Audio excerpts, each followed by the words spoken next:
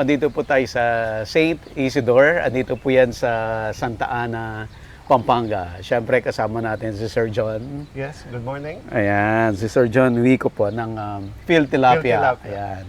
Nakilala natin si Sir John doon sa Tilapia Fiesta last year. Yes. At since then, hinahunting kita monthly. Finally, nakabayad ako ng utang. Finally. Ayan. Si Sir Esen Parungaw. Sir, kayo po ang farm manager dito sa St. Isidore. Sir Francis, Yes po. kayo naman po ang Purchasing officer tsaka sa R&D department po. R&D. So more on the technical sides. Yes po. Ayan. Sir, explain lang muna natin, sir, ano ang mayroon dito sa farm. Although meron tayong initial discussion kanina kay Sir Romy, the owner. May initial na discussion kanina. But gusto ko, sir, i-elaborate more on dito sa concentrate tayo sa aquaculture, sir. Yes, dito sa St. Isidore Farm, we are trying to develop circular tank systems aiming for sustainable aquaculture. Okay. Gusto mo bang matuto ng agribusiness, crops, livestock and poultry, aquaculture, at ma-inspire sa mga success stories? Agribusiness How It Works! As a YouTube channel, Agribusiness features entrepreneurs, farmers, organizations, OFWs, investors. However, beyond our usual content and official endorsements, Agribusiness does not engage in other business dealings with them. While our viewers and featured individuals and entities may choose to pursue business deals with each other on their own, we encourage them to be cautious in doing so. Agribusiness Connect is in its third year. Join us on August 8, 2026 at Elements at Centris. Explore the right agricultural venture for you and get inspired by industry experts' success stories. Agribusiness Connect Year 3 is co-presented by Bayer, DeKalb. A day of panel discussion, inspirational talks, business socials, and exhibits. Ask your questions in an open panel discussion with Juanjo Araneta of Central Azucarera de Tarlac, Rowena Africa of Juan Lipa AgriVentures Corporation, Dr. Richard Torno of Torno Agro, Attorney Carlo Benito Cruz of Don Benitos, and special guest speakers, Secretary Conrado Estrella III of Department of Agrarian Reform, Constantine Stan Tanchan of Aquatic Phoenix Aquaculture Group, Dr. Rosalind Wee of W Group of Companies, who will be this year's Best Young Farmer, People's Choice Award, and Farmer of the Year. Find out at Agribusiness Connect Year 3. Register now and avail our promo discount. Find the link in the video description or message us on Agribusiness Facebook page or 0917-827-7770. Strictly no walk-ins. Agribusiness Connect Year 3 is co-presented by Bayer, DeKalb. We would like to thank our major sponsors, Tate Aqua Feeds, Greenland Bio-Organic Fertilizer, All Certified Equipment Trading Corporation, Agridom, Metro Pacific Fresh Farms and Innovative Agro Industry, Bulacan Dragon Fruit Depot, Don Ricardo's Lechon House, Sanadu Max Power, Agrimac and Lovo, Amo, Ako'y Magsasakang Organiko, Adinso and Iritech, Sugarcane and Beyond, Don Benitos, Transfer It, Crispy King. We would like to thank the following sponsors: Rumsol, Bio and Fertilizer, Rural Bank of Angeles, Asil Laboratories, Tuburan Coffee, and Tuburan 360, Rixwan, Mango Tours, Houston, Texas, Adamco. Win a free trip to your chosen destination. This raffle is brought to you by BNG Travel and Tours Services. Free Aral at Gala Tour, made possible by Inspired Learning Tours. 5 lucky winners of 10,000 pesos worth of gift certificates. courtesy of Kiwami and Yabu. Enjoy an exclusive discount when you book your stay at Harold's Hotel. See you at Agribusiness Connect Year 3. Register now. So, itong, alam nyo naman recently, no, itong mga fish farmers natin, palaging nagkakaroon ng malaking problema, especially during times ng flooding Okay. at saka sa climate conditions like sobrang init. Just recently, maybe 2 weeks ago, nagkaroon tayo ng fish kill sa Magat. Okay. According to news, natamaan sila ng more or less 100 million. The same way dyan sa Pangasinan, Batangas, and even here, may mga fish kill. So napapansin namin, or we are trying to make solutions para to answer these problems. And luckily, St. Isidore is hosting us. Nagde-develop kami ng mga circular tanks dito for sustainable aquaculture. So in essence, ang isla nasa circular tank. And then, wala naman water treatment eh. We just flush out the effluent. Pupunta sa magandang lotus farm. Yeah. We are raising lotus. In the future, we will process this into essential oil at saka chips through CLSU, no? Yes. Partner And- with CLSU. Yeah. Research. And from here, pandidilig natin ng asparagus. And then we will also raise asola. And so, yung asola, papakain uli natin sa tilapia. So, Okay. it's what we call Circular. integrated, sustainable systems. Ayan. So, hopefully, ang St. Isidore, since this is a learning site, this is a learning center, ma-disseminate natin sa ating mga fish farmers para ma-encourage natin silang mag-farm at ma-assure namin itong systems na ito, kikita sila. So, Yun ang importante, sir. Yun ang importante. So, we wanted farming to be a profession Yes. para yung umunlad ba through farming. And we are thankful to you, Sir Buddy, and your group for giving us the opportunity para ma-explain natin to sa iyong mga viewers Audience. Yeah. and audience. Sir, puntahan natin yung Sige po. circular tank Yeah, to do yung further discussions doon. Sige po. So Sir John, ano ang difference nito doon sa ibang technology na using circular, iba-iba? May mga bioflux system, may mga RAS system. Ito parang simple management ng water eh. We feed the fish. Ngayon kung minsan may mga ano yan, di ba? May mga dirt or fish poop which is giving out ammonia. Parang kami may Venturi system din develop si Sir Francis. Parang papaikot lang natin ng water and then ipa-flush out lang natin itong nutrient rich water to feed our plants. Yeah. Ganyan. So it's a simple system like that. Ang mga technical at operations kayang i-discuss ni Sir Aisen at ni Sir Francis. Sige, Sir Aisen. So yan po. Ang katulad po nito nakikita ninyo, sir. Meron po kasi siyang fish tank sa ilalim. So pina-flush po namin yan. Pagka kuha po namin ng fingerlings, actually ang nursery po para sa amin si Sir Jan. So Saan nagagaling, Sir John, yung kinukuha na fingerlings? po namin yung Actually, juvenile ang tawag namin eh. Okay. So parang kasi when you raise, pag linagay mo dito fingerlings yung masyadong maliit, it will take you 6 months para matapos ang harvest. Oh, I see. So kung juvenile na, yung medyo Yes. 5 to 10 grammers na, so in 3 months time mag-harvest na siya. So in a year, 4 times na nag-harvest ang systems na to. Yes. Compared kung fingerlings ang ilalagay mo, na twice a year lang ang harvest. So, ano yung age difference ng fingerlings to juvenile, sir? 1.5 to 2 months. 2 months. So kumbaga para ma-maximize ang kita ng mga circular tank systems, Mm. dapat may nag-nurse for Muna. may mag-nurse muna.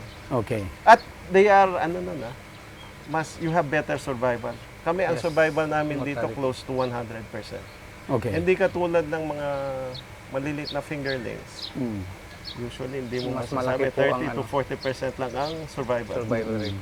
So when you say juvenile, gaano nakalaki, sir, yung tilapia? Ganun na po Ganun. siya kalaki. So okay. 4 to 5 grams. Malaki na talaga siya. Malaki na po Malaki na. siya. So malaki na po yung survival po. Mm. Okay. So, At kakain na siya ng pellet. Pellet na po siya. Kumakain na ng Pellet. Pre-starter. Oh. What do you call this system? Kami ang tawag namin sustainable system. Sustainable. Para bang kasi we don't kumbaga wala kaming sinasayang na resources. Okay. Unlike yung ibang systems, you recirculate the water, you Mm. clean it. Mm. So you use so much energy to Mm. recirculate. Tama ba, sir? Ito ay option or kakontra nung ibang system like RAS and Well, Bioflow? ang kuminsan kasi ang RAS, it's more applicable sa mga cities. Okay. So, pero dito ka at saka kuminsan mas malaking investment doon. Mhm. Malaking ang volume tapos nasa city ka. Pero ito medyo pang pang community based. So makikita mo naman punong-puno ng tubig dito sa atin. Mhm. Generally ang Philippines puno ng tubig. So why don't we use water? Mhm. So unlike other countries, medyo kokonti. May kulang. Kaya may kulang sila sa tubig. So they are forced to use RAS systems. System. Ganyan. And yung iba bioflux. Mm. Pero sa atin Hindi mo kailangan hindi mo tutuusin. kailangan hindi Okay. mo kailangan Simple lang Para bang ang malaking part ng successful tilapia farming is management of the water. Mm. Ganun lang So, instead of may gagawin ka para i-culture, etc., no, complicated, Yes, at masyadong magastos, ibig sabihin, itapon mo na lang at gamitin mo So, sa halaman. Yes. Ito yung kagandahan po nito. Ito yung nagiging water impounding po namin. Parang impounding Parang siya. impounding lang. Okay. Parang kuminsan sa body, sinasabi ko, nakikita mo yung isang palayan, sa atin, ang daming palayan, they use so much water. Okay. Nakikita mo. Ba't hindi mo kaya padaan ng konti sa circular tank? Mm. Mag-alaga ka ng isda. Muna. Itapon mo yung effluent sa palayan. Mm. So, may double income ka. May income ka sa isda, may income ka sa farm. Kasi may nutrients na makukuha yung plant. Yes. Paglabas po niyan, may nutrients na po siya. Parang Mataas liquid na po yung fertilizer po siya. Okay. Sir, can you discuss yung details nito, mga technical? So you see the GI sheet GI on the sheet side. po ito. Yes, it's 1 mm Okay. thick. Can last 15 to 20 years po. So may periodic maintenance lang po siya because of the bolt na Ay, yung mga to po. minimal lang naman po siya. Mhm. And yung tarpaulin, the color blue one, Mhm. 5 to 7 years naman po lifespan Ito po, sir? niya. Yes. 5 to 7 years. Yes. Wow. Laminated po siya. Makapal po siya na type po, hindi siya ano po. Mm. And then po, naka-centralize po yung aeration system po natin. Okay. And then meron po tayong Venturi aeration. type which forces the water going around po. So sort of po parang nag-exercise po sila. As a consequence, mas ganado silang kumain po. Mm. Gaano po kalaki itong circular tank 6 meter po. na diameter? Yes, sir. Circumference. Yes, circumference. Then mga 1 meter high po yung water. Yung po. water. Yes po. Tapos ilang aeration ang nakakabit po dito? Ano ba to? 16? Pero naka-centralize po siya. All of these 8 circular pans po, naka-centralize po siya. Ay isang aerator lang po. Yes, so Iisa lang ang Yes. source lahat nung kumbaga ng air, sir? yes, sir. So kung naka-pipe po siya, centralized po yung water fill up po niya, yung drainage system po niya, at saka yung pang-erasure po niya. Mm. So hindi na siya individual po. Except for the Venturi type po, for the sort of exercise for the fishes po. Mm. Yung per ano po yan, per Paano circular. po yan, sir? Yung what's your term? Yung Venturi. exercise? Venturi po. Venturi system. Yes, kasi like pag cold season po, usually ang fish para nag-hibernation mode sila. Hindi sila masyado gumagalaw. Isang po Okay. tayo. So, pag hindi sila gumagalaw, hindi sila kakain po. Walang metabolism po sa kanila. So, ito po, it forces the water na kaya bilog din po yung design. So, continuous po siya. Yung fish po, sort of naka-treadmill po siya. Eventually, magugutom po siya, yung metabolism. Paano na-exercise mo nga siya? Parang they swim against the water. Opo. Parang gano'n. Nagiging healthy ang fish. Ah, Kasi Malalaman even mo in reverse po, gusto nila against the flow po. yung Yung mga natural isda. na Natural po instinct ng isda yun. para bang you are trying to do that Artificially. artificially. Apo. Pwede nating lapitan, sir? Ito ba yan? Yes, sir. So, eto po, sir, mahina lang po kinakain po, 85 watts lang po yan. So, power consumption niya, hindi naman ganun kalaki po. So nagki-create din po siya ng ng bubbles.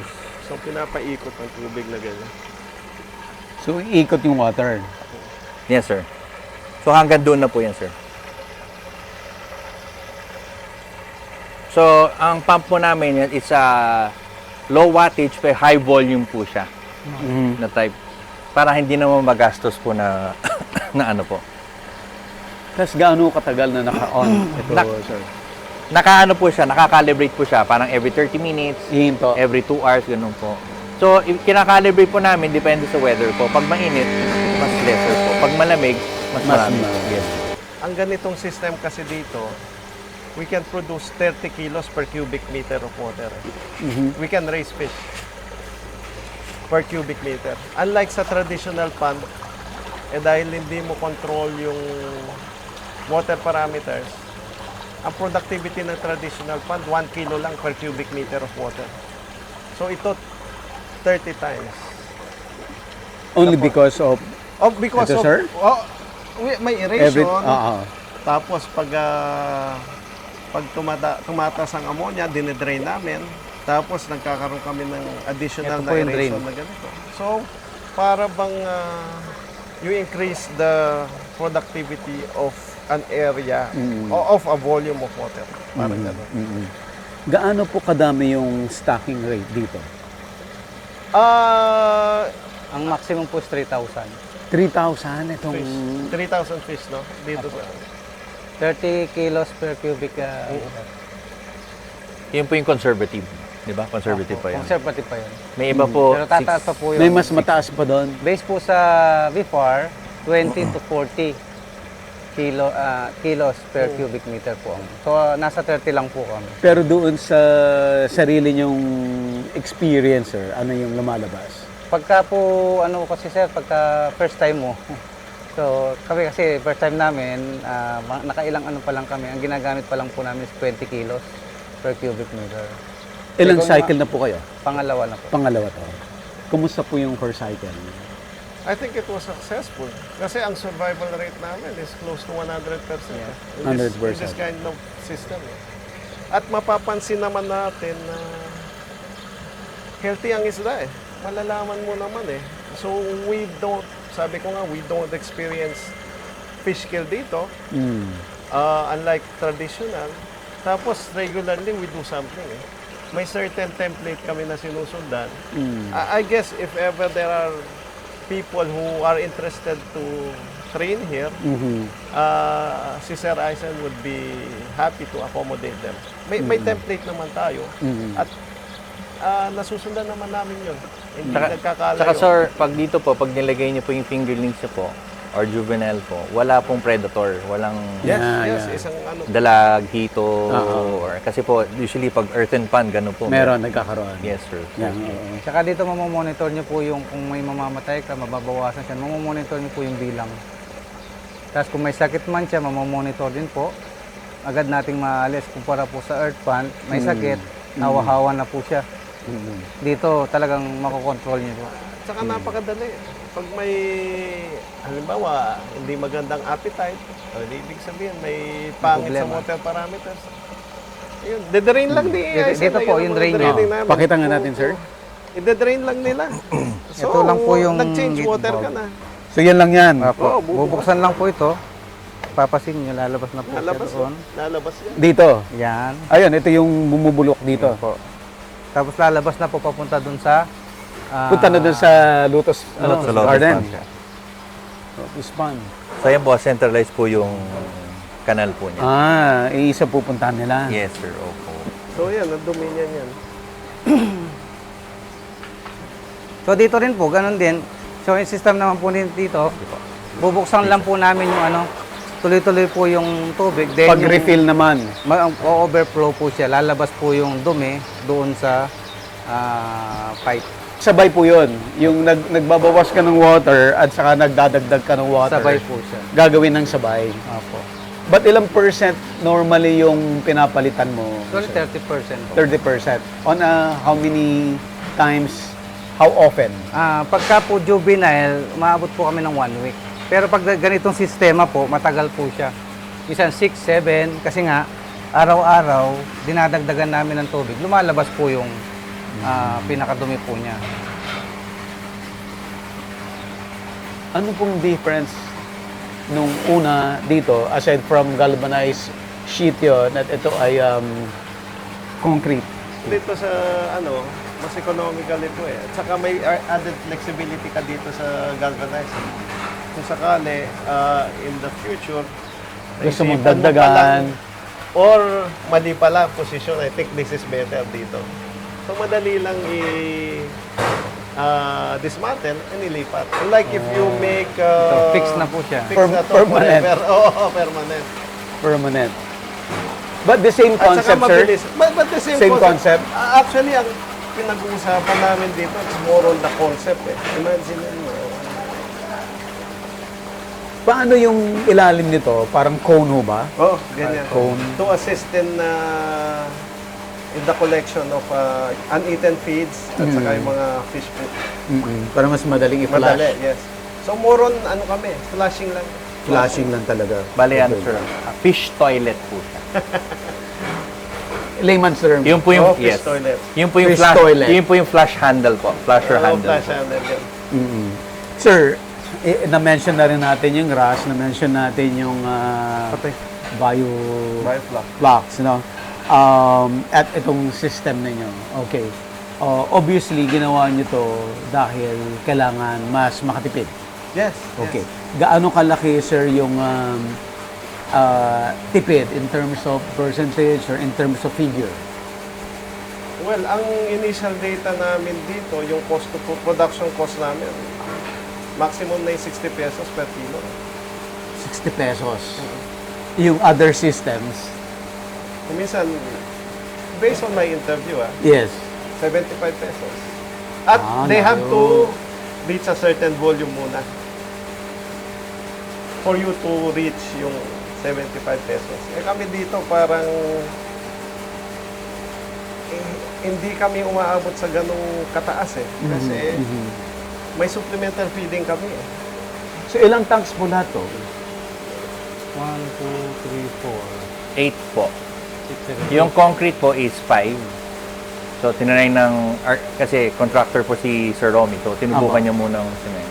So actually this is my laboratory. Apo. Okay. So this is laboratory pala. So the owner is investing pa Yeah. in larger tank systems. Kasi Sir Buddy, in this system na-eliminate mo rin yung traders eh. So this is community based. Yeah. Ang trader, especially last summer, tumaas ang crudo, no?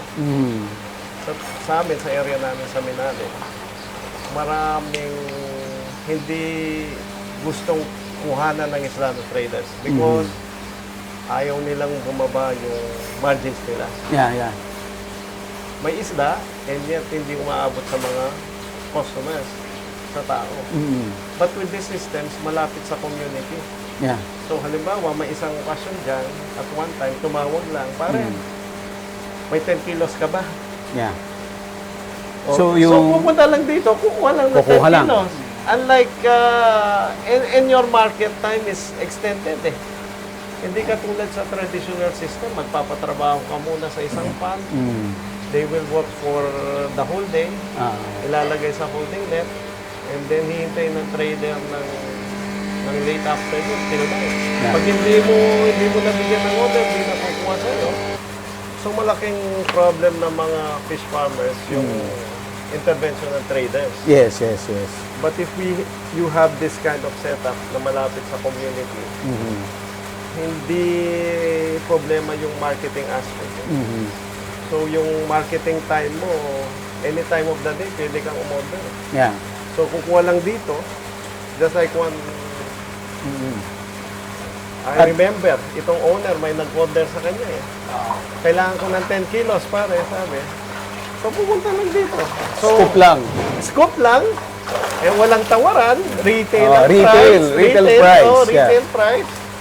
Eh, so mas malaking margin sa fish farmer. So with these kinds of systems na malapit sa community, I think they will play a big role in Yeah. the future.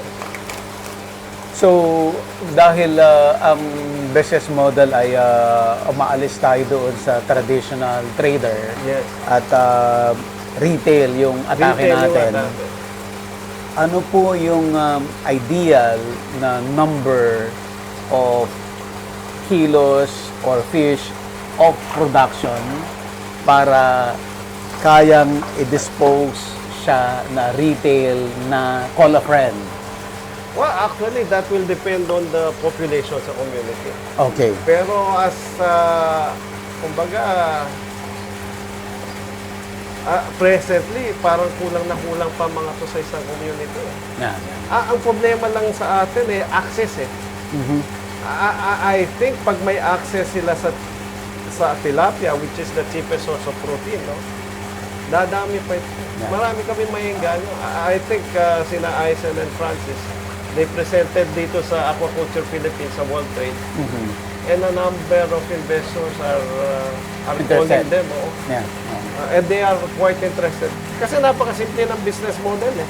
Malapit sa community, Yeah. walang masyadong intervention ng traders, climate resilient pa. Yeah. So hindi kami apektado ng bagyo, ng fish kill.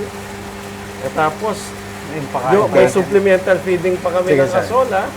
But I am sticking to my previous point na I think this will be the future of fish farming.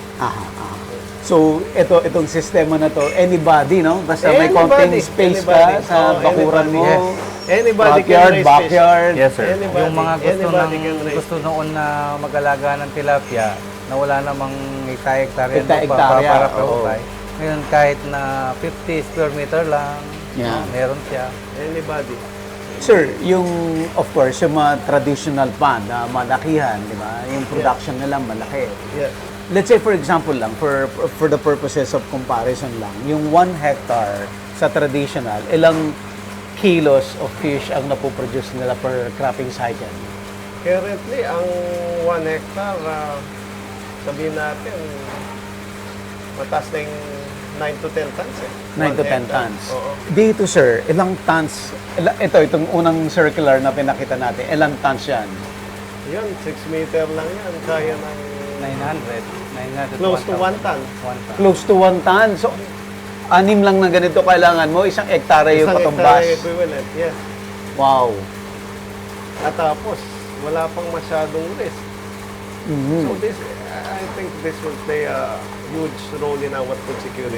Itong mga systems na So, yung, kung At let's say, saka hindi pa natin kino-consider yung crops ha. wala pa. Wala pa yun. Oo, yung- So you can raise any crop you want. Yung Kasi wastewater yung nito. wastewater mo, yung pandidilig mo eh. Yeah. So we are just talking about yung isda muna eh. So, let's say, for example, kung meron kang ilang circular tank, kagaya nitong GI sheet kanina na pinakita natin, Yes, sir.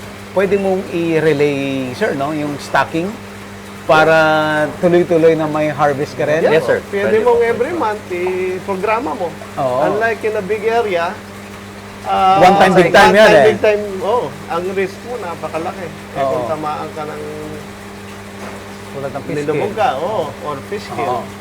And then bumabagsak yung presyo kung nagsabay-sabay yung O harvest. pag fish kill, sabay-sabay na nag-harvest sa mga tao, di ba? Mhm. Mga operator ng fish pond. Oo. So doon tayo malaking problema Mhm. sa industry.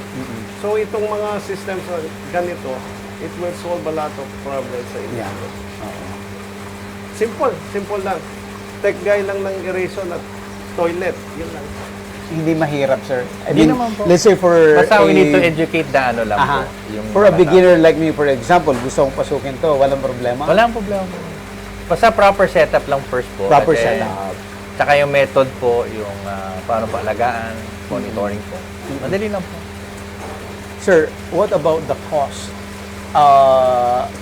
Compared muna natin sa traditional pan. Yes. Doon sa, let's say for example, meron kang 6 to 7 to 9 na circular tanks, no? Yes. That will katumbas ng 1 hectare na palaisdaan. In terms of cost naman, gaano kalaki yung natipid natin compared to the traditional pan muna? Una-una sa feeds. Mhm. Kung minsan, ng traditional farm, nag-FCR yan ng minimum 1.5. Okay. Kasi hindi mo naman makikita kung kinain talaga Kung kinain o lahat hindi. eh. Yes. So sa mga systems na ganito, naglalaro lang kami ng 0.8, mataas na yung 1. Ang conversion, ang So FCR. may Wow. 50% savings na kami sa feeds kagad. Feeds pa lang. Feeds pa lang yun. Sa productivity, ang traditional pan, 1 kilo per cubic meter Mhm. of water, Mhm. kami 30. 30 kilos. Ngayon, sa kuryente, nakocompute naman ni Sir Francis, kukunti lang. Compared sa fuel expense ng isang traditional, ide-drain mo yung buong pan. Eh. Diba? Ang taas ng fuel ngayon. Ito, actually si Sir Francis is also trying to put up solar systems dito. Oh, lalo na, Sir Francis. Ikaw po. So, gaano kalaki yung cost of electricity Doon po, sir, mga 60 pesos lang po per hour po yun. per hour? Kasama na po lahat. The aerator, the venturi included. 60 pesos per hour, sir. Yes, sir. How much yung cost mo for electricity for 1 day?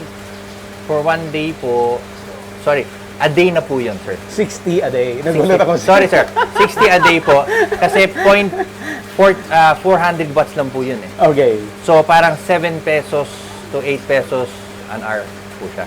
An hour. Okay. Yes, Yung buong cycle, buong So, life cycle ng tilapia before you harvest, from stocking to harvesting.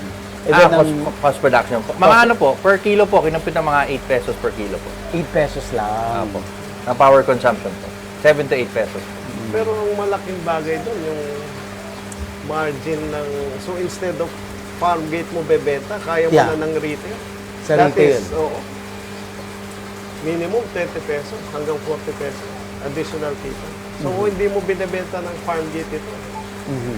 Ang farm gate is like, for example, ang farm gate ngayon is 100 pesos. Mm. May 40 pesos kakita kung 60 pesos ang production cost natin. Kaya mo pambenta ng 140. Agribusiness, how it works.